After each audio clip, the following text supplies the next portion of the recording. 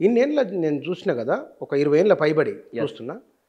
ఎమ్మెల్యేలు బహుశా బీఆర్ఎస్ హయాంలో అందుబాటులో ఉన్నట్టు మరి ఎప్పుడు లేరు. ఎస్ అన్న. ఎప్పుడు జనంలోనే ఉన్నారు. అవును. మరి జనంలో ఉన్న ఎందుకు ఓడించినట్లు? నేను ఏం చెప్తున్నా, 25 సంవత్సరాలు గులాబీ కండువా, కారు గుర్తు కేసీఆర్ తప్ప ఇంకొక వ్యక్తి వాళ్ళకి ఆ పార్టీలతో సంబంధాలు లేవు. తెలంగాణ ఉద్యమంలో కదా సమీకరించుకున్నాం కదా. ఇప్పుడు మేము ఆ రోజుల్లో డప్పులాడ్డ డనకజూడు, తెలంగాణ పోరు చూడు, కళాకారుల పాటతో కదిలేటిది మూదాము చూడు, కడుపులున్నా పిండం అడిగింది, కనబోయే తల్లిని పూరు చెయ్య జల్ది గనమంది, నెలలు నిండని పసిగుడ్డు తల్లి పొత్తి కడుపులను తన్నుకొని తొందర గనమ్మ నేను తెలంగాణ జెండా పట్టుకుంటా అన్నంత భావవ్యాప్తిని తీసుకెళ్ళినటువంటి పార్టీ తెలంగాణ కళాకారులు, వాళ్ళకు అండగా నిలబడేటువంటి బీఆర్ఎస్ పార్టీ. అంటే కడుపులో ఉన్న నెల నిండినటువంటి పసిగుడ్డు కాడ నుంచి వాడు పెరిగి పెద్ద అయిపోయి, తెలంగాణ ఏర్పడి పెరిగి పెద్ద అయిపోయి 25 సంవత్సరాలు కూడా ఇంకా మేమే కనబడతా ఉన్నాం. దానికి తోడు వీళ్ళంతా 2 సార్లు 3 సార్లు ఓడిపోయినాడు. ఒక్కొక్కడు మీరు చూడండి 4 సార్లు ఓడిపోయిన ఉన్నారన్న కాంగ్రెస్లో. చాలామంది ఒక్కసారి ఫ్రెష్ గెలిచినోడు ఎవరు లేడు. సుమారుగా 70-80% 4 సార్లు 5 సార్లు పోటీ చేసిన వాళ్ళు, ఏడుపులు కన్నీళ్ళు, ఓసారి చూద్దాం తీ నీ అమ్మ, ఓసారిగా బరువు దించుకుందాం, ఊకే అవి నెత్తుకొని ఏం తిరగాలి, జిట్టి దిద్దాం తీ వీళ్ళకు అన్నట్టుగా జరిగిన సంవత్సరం నుంచి 3 నెలలు 6 నెలల నుంచి మళ్ళీ స్టార్ట్ అయిపోయింది కదా అని అంటే ప్రజలు ఏ మానసికమైనటువంటి దాని నుంచి ఓటేసారు అనేది మనం ఇక్కడ గుర్తుపెట్టుకోవాలి. వీళ్ళు అబద్ధాల ప్రచారాన్ని నమ్మిండు, రేవంత్ రెడ్డి గారడిని నమ్మిరు, రేవంత్ రెడ్డి మాయమాటలు నమ్మిరు. ఎందుకు పెరుగుతున్న అప్పుల నుంచి తప్పించుకొని జనం ఫీల్ హ్యాపీగా ఉండరేమో. మరి ఎక్కడ అప్పులు, ఎవరు అప్పు కట్టిరు? అసలు అంతకన్నా ఎక్కువ పెరిగిందా అన్న? ఇప్పటికే 2 లక్షల రూపాయలు నాదన్న ఖజానా తన్నకసూరు మంత్రులు చూడలేదా? నువ్వు నాదాన్ని లేలు పెట్టద్దు, నేను నీ దాన్ని లేలు పెట్టద్దని నువ్వు ఇల్లెట్ట పెడతా. రోజు మంత్రుల సమీక్షలలో ఏముంటుంది? ఈడ నా శాఖ పైసలు దొబ్బుతున్నాను ఈ మంత్రి, నాకు వచ్చిన పైసలు దొబ్బుతున్నాను ఆ మంత్రి, లేకుంటే నా ఎమ్మెల్యే వీడియో వచ్చినా ఇంట్లో ఒకదానిలో కూడా పెట్టుకుంటే గెలుపుకునే వాసన చూసుకుంటే గెలుపుకుంటే వాసనలు చూస్తున్నారు తప్ప ఎవడన్నా ప్రజల గురించి రివ్యూ పెట్టుకొని మాట్లాడిన పరిస్థితి ఉందా? మొన్న క్యాబినెట్ మినిస్టర్లో జరిగినప్పుడు ఏం జరిగింది? పెద్ద ఆర్టికల్ వచ్చినాయి కదా, మొత్తం ఎమ్మెల్యే ముఖ్యమంత్రి గారు క్లాసు తీసుకున్నాడు, నా మాట ఇంటలేరు, నేను ఇట్లా అట్లా అన్నది మొత్తం రాసిరు కదా. ఎవడన్నా ఇలా పరిస్థితులు చూడన్నా, ఒక దిక్కు యూరియా దొరకలే బుచ్చన్న, ఆత్మహత్యలు చేసుకున్నారు యూరియా దొరకక. ఎన్ని రచ్చ జరిగిందో మీరు కూడా చూపించారు, మైక్ టీవీలో కూడా వచ్చినాయి, గ్రామాల నుంచి రిపోర్ట్ వచ్చింది, అంత వచ్చినది. యూరియా దొరకక 5 ఎకరాలు అమ్ముకున్న, 5 ఎకరాలు నాటు పెట్టుకుంటాడు, 2 ఎకరాలు పెట్టుకున్నాడు, ఇంత సప్పో తీసుకొచ్చుకొని యూరియా దొరికిన కాడికి వేసుకున్నాడు. ఇలా అది పండి చేతికొచ్చే టైంలో మొన్న పంటకాలు మొత్తం నాశనం అయిపోయినాయి అన్న, నాశనం అయిపోయినాయి. ఆత్మహత్యలు చేసుకొని గుండె రగిలిపోతున్నారు, పత్తాగం అయిపోయింది. నువ్వు ముఖ్యమంత్రిగా నువ్వు ఏం రివ్యూ పెట్టాలే? ఇలా ప్రజలు ఏమన్నా ఆదుకుందామా? మనల్ని నమ్ముకున్నారు, మన 15,000 ఇస్తానము, మనతోని కాలేదు, చచ్చిపోతే 5 లక్షలు ఇస్తానము, మనతోని కాలేదు, రైతుకేం ఏం చేయలేదు, కనీసం గిట్టుబాటు ధర రాకపోయినా కరువుకు ఇంత వాళ్ళు పంట నష్టం జరిగింది కాబట్టి పంట నష్టం మీద రివ్యూ జరగాలనా? మీరు పంచుకున్న వాటాల మీద రివ్యూ జరగాలనా? మీరు చూసారు కదా. అంటే వాళ్ళ ఆలోచన ఏమున్నది మీరు చూస్తున్నారు. ఇలా జూబ్లీ హిల్స్లో మొత్తం గల్లికి 2 పెట్టిండు మంత్రులను, 4 ఎమ్మెల్యేలు పెట్టుకున్నాడు. గల్లికి మనసులను కాపలా పెట్టుకున్నాడు అన్న. పోయింది, పల్లెలు వీకినాయి, వాడిని కల్లాలు కొట్టుకపోయినాయి, కొనేటోడు దిక్కులేడు, అడ్డికి ఉన్నారు. ఎకరాకు 10,000 రూపాయలు ఇస్తామని చెప్పి ఎక్కడ ఏది? ఇదో పోయినసారి అన్నాడు 500 రైతులకు బోనస్ కూడా ఇస్తా అన్నాడు. ఏది మరి? అసలు కొనేటోడుగా ప్రైవేట్గా అమ్ముకుంటారు బుచ్చన్న.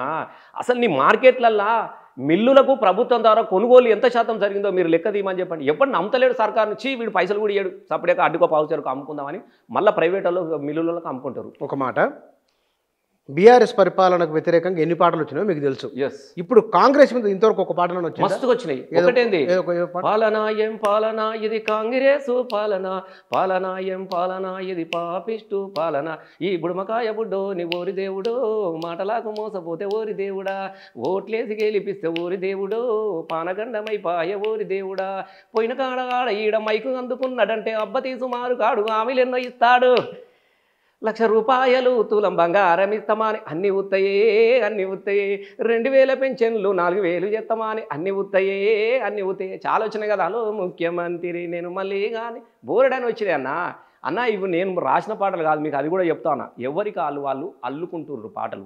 తెలంగాణ ఉద్యమంలో పాటలను అల్లుకొని ఎట్లయితే ఎవరికి వాళ్ళు పాడుకున్నారో, కవులు కొన్ని రాస్తే చాలామంది ప్రజలు అల్లుకొని పాడినటువంటి పాటలు అనేకంగా వచ్చినాయి. ఇవాళ మళ్ళీ సీఎం రేవంత్ రెడ్డికి 2 సంవత్సరాల కాలంలో చాలా వచ్చినాయి కదా. ఒక పాటనా 2 పాటలా? మీరు ఏ యూట్యూబ్ అయినా కొట్టండి, చాలా పాటలు ఉంటాయి. మీరు ఏ యూట్యూబ్ అయినా కొట్టండి, ఎన్ని పాటలు ఇవాళ కేసీఆర్ మళ్ళీ రావాలని ఉంటాయి. మీరు 2 కొట్టి చూసుకోండి సార్. అంటే 2 పాటలు కేసీఆర్ మీద మీరు వాడింది. నేను 2 కాదే, చాలా వచ్చినాయి. నేను చెప్తున్నా, నేను మీకు వినిపించిన పాట 2 ఇట్లా చెప్పినా కానీ మచ్చుకు చాలా ఉన్నాయి. ఒకటి కాదే, చాలా ఉన్నాయి బుచ్చన్న. ఇప్పుడు వాళ్ళ మీద కూడా చాలా వచ్చినాయి, రేవంత్ రెడ్డి మీద. అన్న నేను నిజంగా చెప్తా ఉన్నా, మేం పాడలే కాదే ఇప్పుడు ఏమి చేతులు ఇప్పుడు అప్పుడు ఉండే చూడు ఏటికి ఏతం పెట్టి ఏ పుట్లు పండించి ఎన్నడూ మెదకారు తనను తాను తిట్టుకుంటున్నారు వీనికి ఓటేసినందుకు ఏమి సేతుల్లో నేను ఎందుకు పోదు ఇట్లనన్నా సావు రాదుల్లో నేను ఏమి చేయాలి వీని నమ్ముతి కదా అని ప్రజలు ప్రభుత్వం మీద నమ్మకం లేక తనను తాను నిందించుకుంటూ కాలం ఎల్లదీస్తున్నటువంటి కాలం ఇవాళ తెలంగాణలో కనబడతా ఉన్నది. ఇది జూబ్లీ హిల్స్ హైదరాబాద్లో ఉన్న నియోజకవర్గం. గ్రామీణ మీరు ఇందాక మాట్లాడుతూ గ్రామీణ ప్రాంత ప్రజల సమస్యలు, కానీ పట్టణ ప్రాంతంలో నివసిస్తున్న వారికి గ్రామీణ ప్రాంతానికి సమస్యల్లో మౌలికంగా తేడా ఉంటుంది. ఎస్ అన్న పల్లెలు బాగుంటే పట్టణం బాగుంటుంది అన్న. పల్లెలలో పంట పండితే పట్టణానికి వస్తుంది అన్న. ఇలా కూరగాయలు అక్కడ సమృద్ధిగా పండితే అవన్నీ పట్టణం మార్కెట్కి వస్తాయి. పట్టణంలో కూడా బిజినెస్లు చేసుకుంటే వాళ్ళకు చిరు వ్యాపారులకు అందరికీ అందుబాటులో ఉంటుందన్న. నీకు పల్లెలే వల్లకాడ అయిపోతే పల్లెలే బతుకుదేరు వెతుకొని వెళ్ళిపోతే పట్టణంలోని పని ఎక్కడిది? మీరు ఒకటి ఆలోచించండి. ఇలా సంపద వస్తే పని దొరుకుతుంది అందరికీ.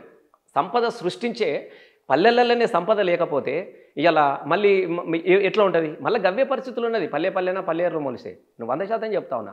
అయిపోయింది కట్టిన కాళేశ్వరం ప్రాజెక్టు దానికి ఏదో చిన్న బూచి చూపించిండు, ఖతం చేసిండు. ఇవాళ ఏదో వర్షాలు పడ్డాయి కాబట్టి నిన్న చెరువులలో 4 నీళ్ళ చుక్కలు కనబడాయి. రేపు పొద్దుగాల వర్షాలు పడదాకా పరిస్థితి ఏంది? ఎల్ఎండి ఎండిపోయింది కదా, కృష్ణం ఆగమైపోయింది కదా, ప్రాజెక్టులను ఎక్కడికక్కడ అడుగులు తేలినాయి కదా. పరిస్థితుల్లో ఆ నీళ్లను వస్తే రావని కూడా చాలా పంట తక్కువ వేసారు. మీరు అది కూడా చెప్తా ఉన్నా. ఇలా దాన్ని రిపేర్ చేసే పరిస్థితి లేదు. ఇల్లు కట్టుకుంటామన్నా 2 పిల్లలు కూలిపోతే సవరించుకుంటామా, ఇల్లు కూడా కొట్టుకుంటామా?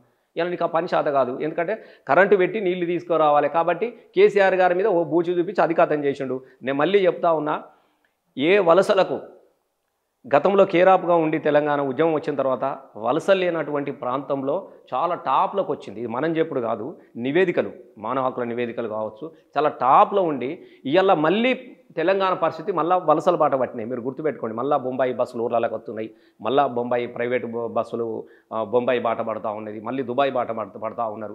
మళ్ళీ ఇప్పుడు హైదరాబాద్లో చూడరాదు. ఇలా ఆటో వాళ్ళని చూడండి. ఆటోల జీవితాలను నాశనం చేసిన ఆటోలకు 15,000 ఇస్తా అని చెప్పినాడు. ఇచ్చిండా? బస్సు ఫ్రీ పెట్టినావు, ఓకే, ఫ్రీ పెట్టిండు. ఆడోళ్ళకు ఫ్రీ పెట్టిండు, మగవాళ్ళకు. వాళ్ళు కాంగ్రెస్ అంటున్నారు బీఆర్ఎస్ నాయకులు మహిళలకు బస్సు నువ్వు రద్దు చేయమని అంటున్నారు, ఇది ఎక్కడైనామని అంటున్నారు. అన్న మీకు ప్రజలు తెలివి కలవాలి బుచ్చన్న. నువ్వు ఎన్ని ఫ్రీ బస్సులు పెట్టినావు? సూపర్ డీలక్స్ కాదు, ఈ ఎక్స్ప్రెస్ కాదు, ఆ ఎక్స్ప్రెస్ కాదు అంటున్నావే. పాత బస్సులు తీయాలి, పల్లె వెలుగని రాయాలి, ఊళ్ళకు పంపాలి. ఆడొకటి ఈడొకటి, పొద్దుగాల ఒకటి పొద్దుగా ఏమన్నా ఫ్రీ బస్సు. సరే వాళ్ళకు ఓకే. మొగోళ్ళకి పెంచినావు కదా, మరి భార్య ఫ్రీ వస్తుంటే మొగైన టికెట్ కొనుక్కుంటే సేమ్ అవుతుంది. దానికి మ్యాచింగు నీ టికెటింగ్లో పడుతున్నది. ఇలా మొన్ననే బస్సు టికెట్లు పెంచినవా? తాగే మందు పెంచినవా? మందు బాటలేదు. ఇప్పుడు మద్యం ధరలు పెంచుతీవి, బస్సు టికెట్లు పెంచుతీవి, అన్నీ పెంచుతీవి. ఇక మరి ఏది ఉచితమే? నువ్వు చెప్పు, నాకు రాదు. ఏది ఉన్నది ఉచితం నాకు చెప్పరాదు. ఇలా మద్యం మీరు చూస్తారు కదా. ఇలా వాస్తవంగా దేవుళ్ళు తెలంగాణలో ఎవరైనా ఉన్నారు అని అంటే తాగుబోతులు మాత్రమే. కొమరెల్లి మల్లన్న, యముడాల రాజన్న లాగా వాళ్ళను కొలుసుకోవాలి, వాళ్ళని మొక్కుకోవాలి. వాడు తాగి సస్తే మనం బతుకుతున్నాం. నేను నిజంగా 100% గవిటి మీద వచ్చిన పైసలే కదా. మనం 2-3 వేలు రాలేదా? 2-3 వేలు అయితే మళ్ళీ అటు ఇప్పుడు బీఆర్ని పంపాలి, మళ్ళీ వాటాల కాడం కదా కొట్లబడింది. స్టిక్కర్ అంటేసే దాని మీదనే మద్యానికి సీసకు ఇట్లా అంటేస్తారు కదా ప్రభుత్వము వాదాని. గిదాని కాడ కదా కోట్లాట 500 కోట్లని జూపల్లి గారు ఎందుకు రాసిండు ముఖ్యమంత్రి గారికి? రజ్యూ మీద, ఐఏఎస్ మీద ఎందుకు రాసిండు? మా వాళ్ళకి మన అడిగలేదు, ఈయనకు ఆడిపోయిండు. ఇదే కదా పంచాది. మా అల్లునికి ఇప్పియాలని ముఖ్యమంత్రి, నా కొడుకు ఇప్పియాలని ఈ మంత్రి. ఇదే కదా మద్యం సీసల మీద మూతల మీద అంటేసే లేబుల కోసం కొట్లాడుకుంటున్నారు తప్ప ఇక దీని గురించి ఇది చెయ్యాలన్నటువంటి ఆలోచన వాళ్ళకి ఎక్కడన్నా మీరు ఉన్నదా చెప్పండి. ఇలా వాళ్ళు తాగితేనే కదా నాన్న వాడు తాగి బతికిస్తున్నాడు. నేను ప్రామిస్ చెప్తున్నా, తెలంగాణలో ₹1 ఆదాయం లేదన్న. రిజిస్ట్రేషన్లు ఆగిపోయినాయి, భూములు ఆగిపోయినాయి, ఏ ఖాన పైసలు లేవు. ఏమన్నా ఉన్నది అని అంటే మాత్రం అదే 3 లక్షలు, 2 లక్షలు, 3 లక్షలు వేసిండు. వాడు ఆశకు పోయిన వాళ్ళు అందరికీ నీకు ఒక్కొక్కడు కోట్ల రూపాయలు వేసిండు. అందులో ఒక్కటి వచ్చి సంబరపడ్డాడు. ఇలా మొత్తం ఒక వాళ్ళని గది నడుస్తుంది. అభివృద్ధి ఏంలో జరిగిందని అంటే మద్యం దుకాణాల చాలా నంబర్ 1 ఇలా. టీఆర్ఎస్ కూడా మద్యం విషయంలో అప్పుడు బాగా పేరు. ఇట్లా లేదన్న, ఇట్లా లేదు. ఇప్పుడు ఇట్లా లేదు మద్యం దుకాణంలో, గిట్ల లేదు. గింత అరాచకం. 3 లక్షలు పెడితే అరే ఎవడన్నా అన్న 3 లక్షలు పెడితివి. మళ్ళీ అన్నిటికీ పర్మిషన్ లేనే. మొత్తం బెల్ట్ షాపులు, ఈ షాపులు, ఆ షాపులు, ధరలు పెంచుతీవి. మామూలు లేవు. నువ్వు మందగా అలవాటు ఉందా? లేనట్టున్నది. నీకు తెలియదు దాని గురించి. అది వేరుగా ఉంటుంది. అది మొత్తం దాని వ్యవస్థ, దాని డిజైనింగ్ అంతా వేరుగా ఉంటుంది. ఇప్పుడు గదే బతికిస్తున్నది తెలంగాణను. రేవంత్ రెడ్డిని ఇంతో అంతో ఇలా వాళ్ళ ఎమ్మెల్యేలకు జీతాలు, వాళ్ళ మంత్రులకు జీతాలు వెళ్తున్నాయి అని అంటే మా తాగుబోతన్నల పైసలే. వాళ్ళు దేవుళ్ళు కదా అన్న, వాళ్ళకు పెద్ద సన్మానాలు చేయాలి, ఫోటోలు పెట్టాలి. టీఆర్ఎస్ హయాంలో కూడా 14,000 కోట్లు, 15,000 కోట్లు వచ్చినాయి కదా. ఇప్పుడు మనం 2 లక్షలు పెడితే ఈయన 3 లక్షలు చేసిండు దాన్ని ఉమ్, దరఖాస్తు ఫీజు. తర్వాత మద్యం ధరలు పెంచినాడు విపరీతమైన పర్మిషన్లు ఇస్తా ఉన్నాడు. ఇలా మొత్తం ఎక్కడికక్కడ పర్మిషన్లు ఎన్నన్నా తీసుకోండి. ఈ అరాచకం లేకుండే కదా.